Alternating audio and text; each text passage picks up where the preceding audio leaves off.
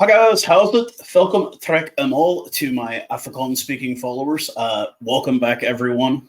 That is the English translation of that phrase to my English-speaking followers and anyone else wherever you are watching around the world. Man, I obviously always got to start off by thanking all my subscribers. I mean, my numbers continue to grow. Some of you guys are finding me through TikTok, through my shorts on here. I do appreciate each and every one of you guys, and drop anything in the comment section, anything you'd like to know, even if you like to talk a little cuck, talking shit, for anybody that doesn't understand that word, in the comment section, and just let me know. Just let me know where you're from. I'm a pretty worldly person. Obviously, if you've been following me long enough, you know that about me already, but yes, we have made it to the end. I went from these emotions of just absolute joy to like anger. The online community just, oh man, laying it into the box. And then it was just kind of like, I let it go one day and it was like, okay, I'm done being angry. Enjoy the victory, enjoy it for a while, and just be happy with what the boys were able to do this past weekend. Unless you were living under a rock, yes, the mighty Springbok arose victorious. Anyways, thought I would do a video. I've seen a lot of other guys doing this, and it was like kind of like the talking points or the takeaways of this Rugby World Cup, and I've seen theirs, and I thought, hey man, I'll do mine. Try not to follow people too much, but you know what, man? I think maybe people want to hear the perspective from a guy that doesn't, from a guy that pronounces the word water with a D. I had a really funny kind of interaction today, and it was like, look, man, there's two kinds of countries in the world: those that use the metric system and those that put men on the moon.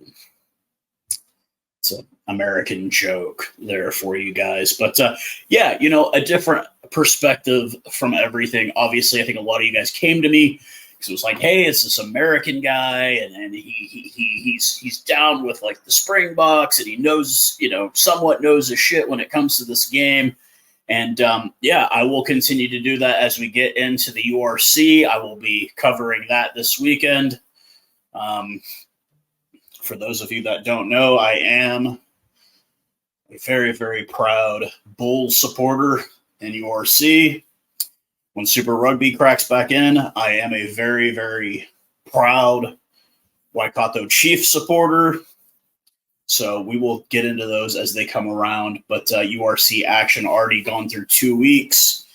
And, man, some interesting fixtures already around it. But without further ado, I've got this fancy piece of paper I typed up at work here today. We're going to talk about 5 takeaways, talking points, notes that I want to talk about from the Rugby World Cup 2023. And we will start off with number 1. Number 1 is that Tier 2 teams outside of Fiji are getting much, much, much worse. Portugal did well, obviously, tying a Tier 2 team and then beating a Tier 2 team. Now, I get it. Fiji, they will not be a Tier 2 team in the next Rugby World Cup. They will be a Tier 1 team. It's a fact. It's going to happen. But the lopsided scores that we saw in this tournament, we're talking like 96-0 France over Namibia, 71-3 the All Blacks over Namibia. We're talking 73-0 the All Blacks over Uruguay. 96-17 the All Blacks versus what tier? Oh, my bad. Italy. You guys took a giant step back, Italy. I had a lot of hope in you. Your U20 team has won some games. Yeah, you guys got a lot of work to do. But I digress. 82-8 Ireland over Romania. Romania, once again, 76-0 versus the Springboks. And then an 84-0 scoreline, Scotland over Romania. And then in the other two pools, the biggest one was England, 71-0 over Chile, a first-time participant in this tournament. And for those of you who are curious, who had the worst, points conceded on the tournament, it was Romania. Namibia was second to last. But like the tier 2 teams, we didn't have like a Japan beating the Springboks. We didn't have a Tonga beating France. There just really was no big upsets in the tournament. You could say, well, Portugal beat Fiji, but that's a tier 2 team and a tier 2 team. We didn't have any tier 2 teams really buck up. I mean, you had Uruguay make it very interesting against France in the first half, and then France sent their bench on, and it became obvious immediately who was the tier 1 team. But like, nobody really bucked up. Nobody really punched above their weight, really, I guess, in the tournament. And it's kind of showing. And when we get to the end of this list, I have a couple of other things, and this will kind of come back to this a little bit. But then the second one, and I think this is a consensus amongst everyone, was that these pool selections happened way too early. Pool C and D were cakewalks compared to the group of death, which was Pool B and Pool A. They were cakewalks. You put Scotland in C or D, they would have easily qualified. I'd say put Italy, but no, they would have got their shit kicked in too. But it just, there was the pool. The semifinal was in the quarterfinal. It wasn't in the semifinal. It was Ireland and New Zealand and us versus France. That was the semifinal. Number 3, the national anthem situation. Like, it was either this like really weak as like children's choir, or it was like the most generic stadium music. Like, this is the World Cup, folks. Like, the anthems mean something, you know, despite the fact that I don't care for some, like, well, look, God save the king. I could care less. But this is the World Cup, man. Like, let's make these anthems epic, as big as you can do them. It's the World Cup, guys. The world is watching. Point number 4, and I think this is once again general consensus. The Southern Hemisphere definitely showed up. Outside of the Eddie Jones shit show with the Wallabies, deuces, Eddie. Outside of the shit show with Eddie Jones and the Wallabies, the Southern Hemisphere, I mean, even as underperforming as I felt Argentina played, they still made the semifinal. The semifinal was 3 rugby championship teams and 1 Six Nations team. The Southern Hemisphere showed up. Fiji is a Southern Hemisphere team. Samoa. Tonga. Yeah, Tonga had 1 win, Samoa. But still, the Southern Hemisphere team showed up like they always do. And it's almost clockwork in these World Cups that the Southern Hemisphere teams are going to rock up, and they're going to shut the Northern Hemisphere teams up real quick. And they did it once again. This was no exception. Number 5. The officiating. Fiji got fucked versus Wales. Samoa got fucked versus England. Those could have been 2 upsets. So we would have been able to not talk about one of the talking points if officiating had been proper for those 2 matches. Samoa beat England.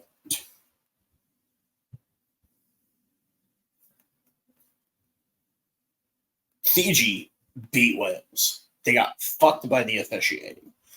And if you want this game to continue to grow, you're going to have to stop shit like that. Plain and simple. It's facts. So then I have a couple of other notes outside of this that I wanted to bring in. And the first one. Look, I have not made it unknown in my feelings about expansion of the tournament. I have been very open in my talks about it. And adding 4 teams is not going to turn Namibia and Romania into Fiji. You're not adding 4 Fijis. You're adding 4 Namibia and Romanias. And I think the biggest push in all of this has been certain nation that is very wealthy that couldn't even qualify for the fucking tournament.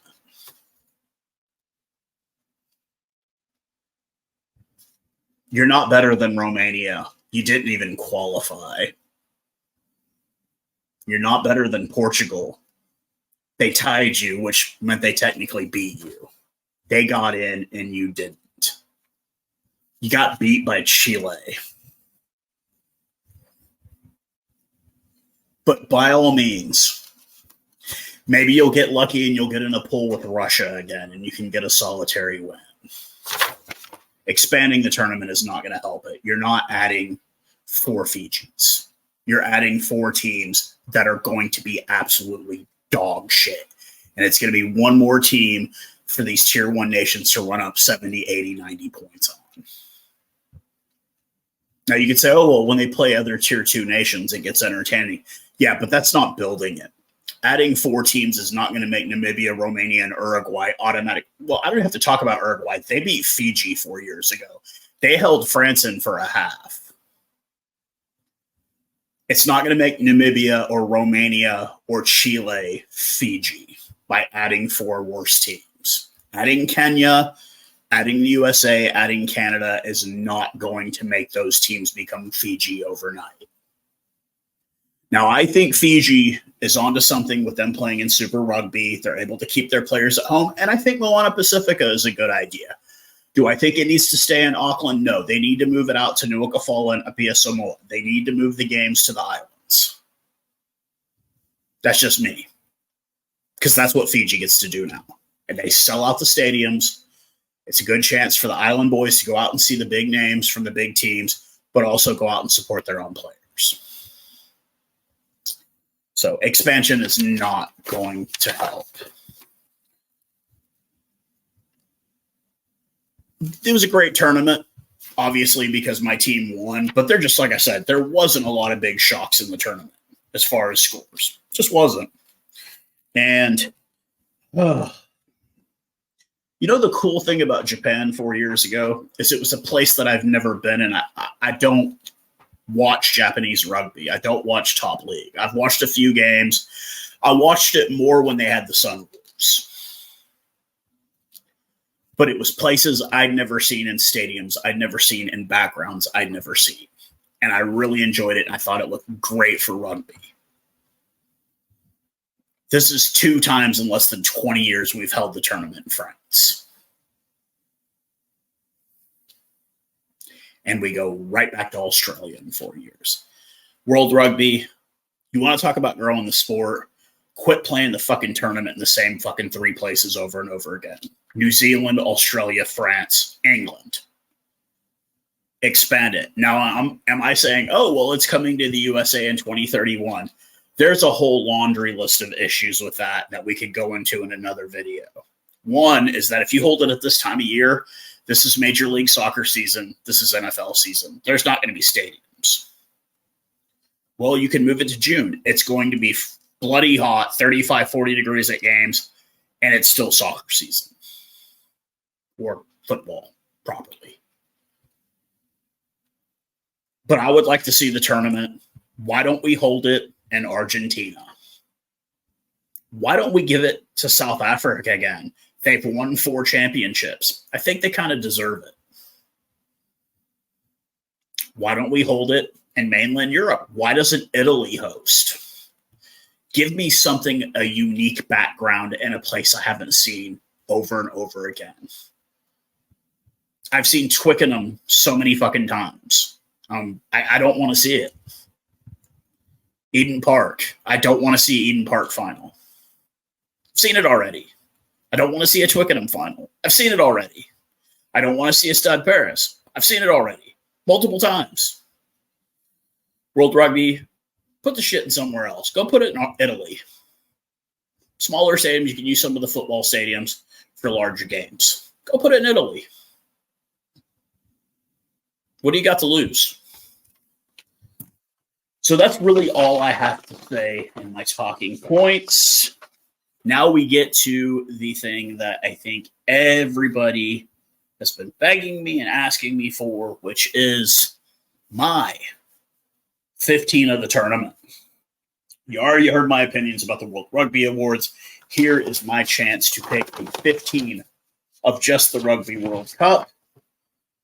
So get your glasses on, get your game face on, get your stun face, get your best cock talk for my comment section. Get it ready. Go ahead. If it's in a gun, load the chamber, get it ready to fire shots.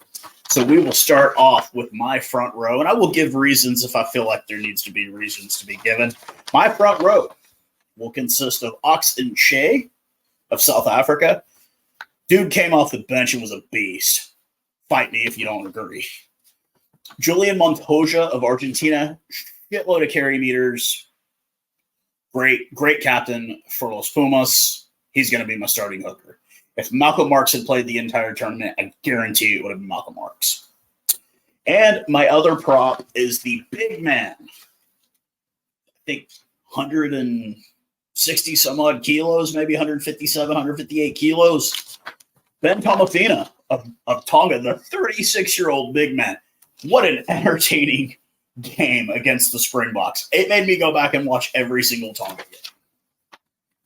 Because when that guy gets on the line, if you don't have three guys on him, he's going across. It's just physics. So front row of Enche, Montoya, and Ben Tomafina. The locks, of course, number 4. Come on. Big bad Eben Etzebeth. I mean, dude was a machine, but he's always been that way.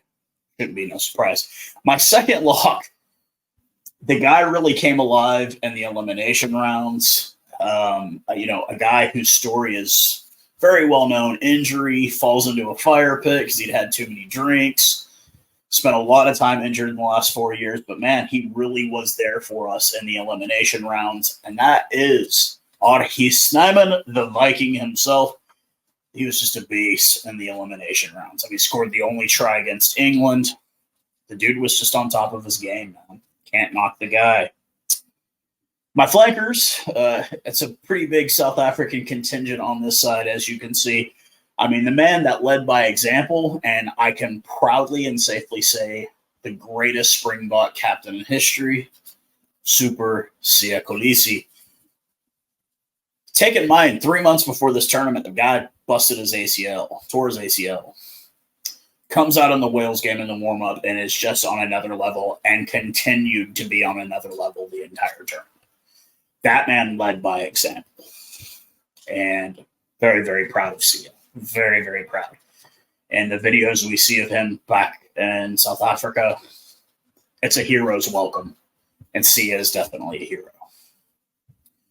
The other flanker, 28 tackles in a championship game. He was originally, he actually became my man of the tournament later in the tournament, and that is 2019 World Player of the Year, Pieter-Steph du Toit. I mean, I don't really think I need to explain why the dude was a damn torpedo. And at number 8, the current World Player of the Year, Artie Savea. I still remember that oak making debut when he had like the really high, like, I know they're two different people, kid and play, but he had the really high top. And listening to his podcast, you can still find it. He really quit taking care of it. He did the podcast real heavy in 2019, had one of my favorite former All Blacks, and a guy that I think has a long career in front of the camera after rugby is over. That would be Angus Ta'afao. That guy is hilarious. Go find anything with him on the internet. That guy is hilarious. Like probably the funniest rugby player I've ever seen in my life. But Artie Savea, hated the look that he got on his face every time somebody got Carter on his team. But he honestly, let's face facts, All Blacks fans, that man should have been your captain. It should have never been Sam Cane. It should have been Artie all the way. Just personal. And then I keep it with the Aotearoa, with the All Blacks. Nugget, man. Aaron Smith, he still got it, man. He still got it. And it sucked going out the way he did. But, man, Aaron still had it. You can go back and find previous videos of me. I have always been an Aaron Smith fan. I used to be a Landers fan when they had Lima Sapawanga and Malachi Fakatoa down there. Ash Dixon, all those guys. Yeah, I remember they won a Super Rugby title with those guys. Aaron Smith is the real deal, and he still showed it at the age he is. Now, he's done, obviously, with the All Blacks.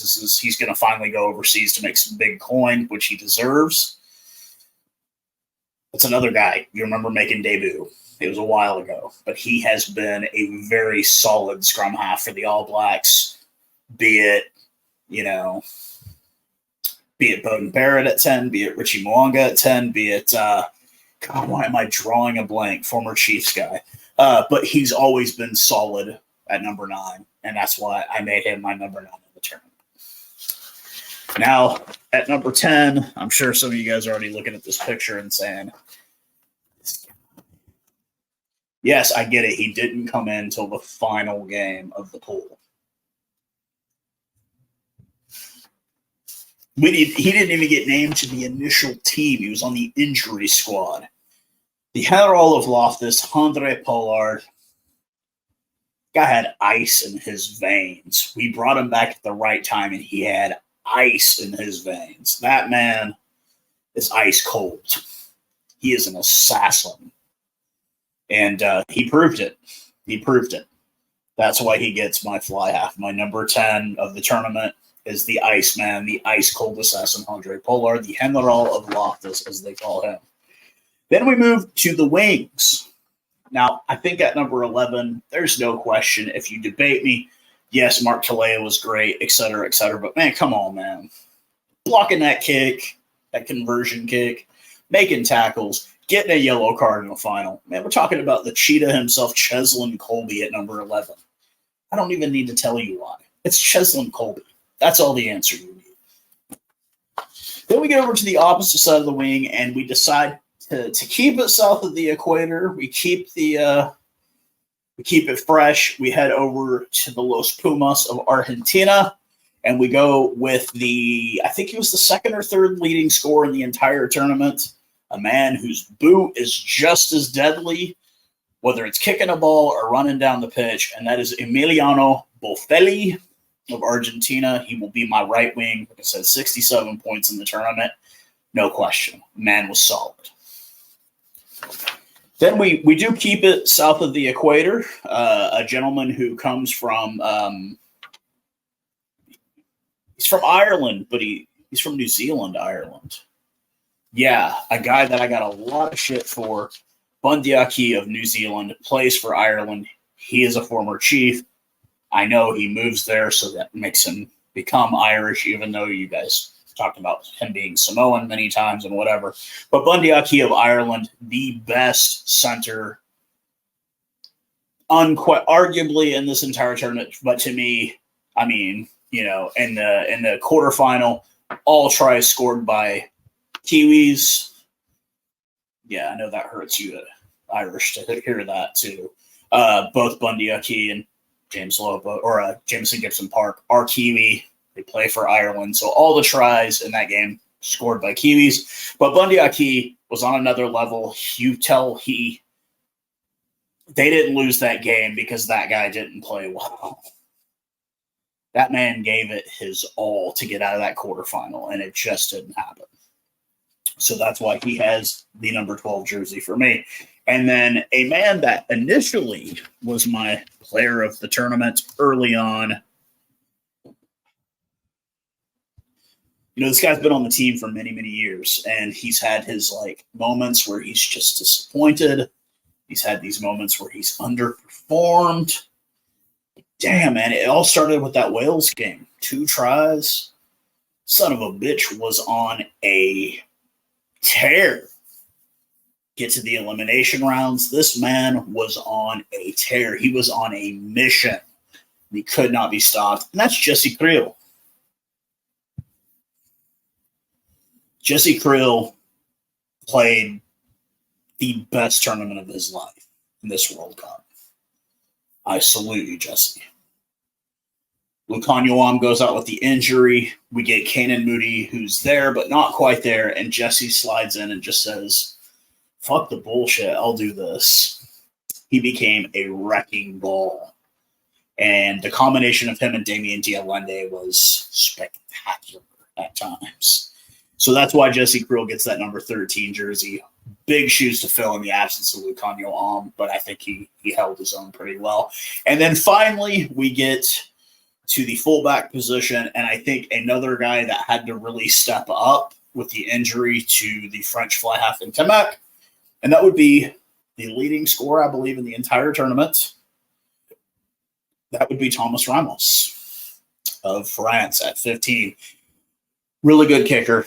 And like I said, when Temek went out, he really stepped up. And then when DuPont went out, he had to really, really step up.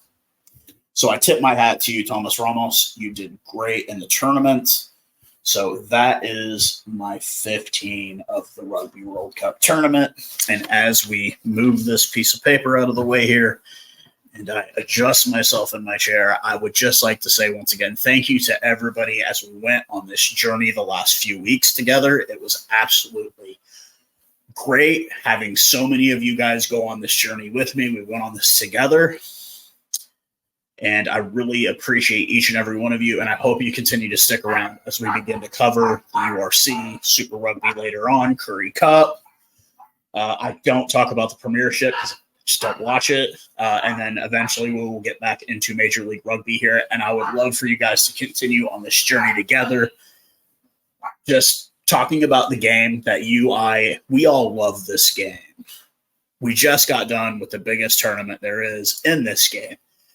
And whether your team won, your team lost, your team failed, your team won, succeeded, whatever, it was a journey we went on together, and I appreciate each and every one of you coming on that journey with me here in America, whether in front of my TV here in my office, the living room, the pub, wherever. We went on together, and it was like you guys were hanging out with me, and I was hanging out with you, and it was just like talking cock or talking shit to each other, whatever. It was great, and I had a great time, and I hope it continues to go on with a lot of you guys, and I hope you continue to reach out and just be there, man, because it's a rugby community, it's a worldwide community, and whether you speak English, Afrikaans, Maori, French, German, Japanese, Italian, Spanish, whatever, it's a worldwide community, and it's really good to know that people outside of my backyard are hearing me, and I really appreciate it. But we will close this chapter 2023, and in 4 years we will revisit once again. But until then, guys, be safe. Hope you're with your families. If you got families, hope you got food. Hope you got a roof over your head, a job, and if you don't, know that there's a better day tomorrow, guys. Every day can be better. Make the most out of each and every day. And as I dedicated everything to Gareth Mason, that's the big thing I think that I learned from him, is to just appreciate every single day, because we're not here forever. This is a finite existence, and just enjoy it and have a good time. So till next time, guys, cheers.